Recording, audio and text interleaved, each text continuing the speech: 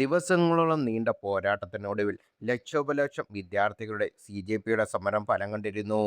കേന്ദ്ര വിദ്യാഭ്യാസ മന്ത്രി ധർമ്മേന്ദ്ര പ്രധാന്റെ രാജി എന്ന ആവേശം കേന്ദ്ര സർക്കാർ കഴിഞ്ഞ ദിവസമാണ് അംഗീകരിച്ചത്. നീറ്റ് ചോദ്യപേപ്പർ ചോർച്ച കേന്ദ്ര വിദ്യാഭ്യാസ മന്ത്രി ധർമ്മേന്ദ്ര പ്രധാൻ രാജിവെച്ചാൽ മാത്രമേ സമരം അവസാനിക്കൂ എന്ന് പ്രതിഷേധക്കാർ നിലപാട് ഘടിപ്പിച്ചു. 50 ദിവസത്തോളം പിന്നിട്ട സമരത്തിന് പിന്നാലെയാണ് ധർമ്മേന്ദ്ര പ്രധാൻ രാജിക്ക് സന്നദ്ധയായത്. എന്നാൽ വിദ്യാർത്ഥി സമരത്തെ പിന്തുണയ്ക്കാതിരിക്കുന്നതിനുള്ള സോഷ്യൽ മീഡിയയുടെ പ്രതിഷേധം അവസാനിച്ചിട്ടില്ല. അതിന്റെ ഫലമായി ഓരോ ദിവസം പേളിമണിക്ക് എതിരെ സോഷ്യൽ മീഡിയയിൽ പ്രത്യക്ഷപ്പെടുന്ന നിരവധി കുറിപ്പുകളും പോസ്റ്റുകളും മീമുകളുമാണ്. പേളിയെപ്പോലെ ഒരാളിൽ നിന്ന് മലയാളികൾ പ്രതീക്ഷിക്കാത്ത തരത്തിലുള്ള പ്രതികരണമാണ് വിദ്യാർത്ഥി പ്രക്ഷോഭ സമയത്ത് വന്നത്. അതുകൊണ്ട് തന്നെയാണ് എല്ലാവരും പേളിക്കെതിരെ തിരിഞ്ഞതും വിമർശിച്ചതും മാസീവായി അൺഫോളോ നടന്നതും. സീരിയൽ നടനുമായി മറ്റൊരു പെണ്ണ് ജീവന തുല്യം സ്നേഹിച്ച ഒരാളുടെ കൂടെ ലെവലേശം കുറ്റബോധമില്ലാതെ ജീവിക്കുന്ന ഒരാളിൽ നിന്ന് നിങ്ങൾ ഇതൊക്കെ എന്താണ് പ്രതീക്ഷിച്ചത് എന്നാണ് പേടിയുമായി ബന്ധപ്പെട്ട് ഇപ്പോൾ നടക്കുന്ന വിവാദത്തിൽ പലരും പറയുന്നത്.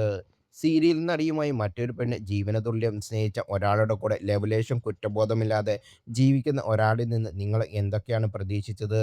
ബിഗ് ബോസിലേക്ക് പോകാനുള്ള പർച്ചേസിംഗ് വരെ ഒരുമിച്ച് ചെയ്തിട്ട് എയർപോർട്ടിൽ കൊണ്ടുപോയി ആക്കിയ കാമുകിയെ മറന്ന് അന്ന് ബിഗ് ബോസിൽ പ്രണയപ്പനിയിൽ മുങ്ങിപ്പോയത്.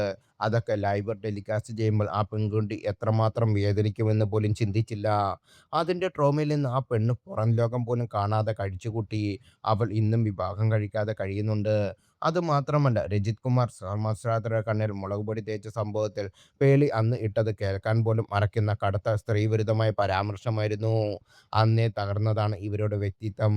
ഏതു നേരവും ക്യൂട്ട്നെസ് മെഴുകി നടക്കുന്ന ആളുടെ വായിൽ നിന്ന് ഇത്തരം സ്ത്രീവിരുദ്ധ പരാമർശങ്ങൾ വന്നപ്പോൾ തന്നെ ആട്ടിൻതോലുടഞ്ഞ ചെന്നായയെന്ന് മനസ്സിലായത്. സാമ്പത്തിക ഭദ്രതയും മക്കളെ വിദേശത്ത് പഠിപ്പിക്കാനുള്ള ശേഷിയുമൊക്കെ ഉള്ളതുകൊണ്ട് പറയാം എന്ന നിലപാട് പലർക്കുമുണ്ട്.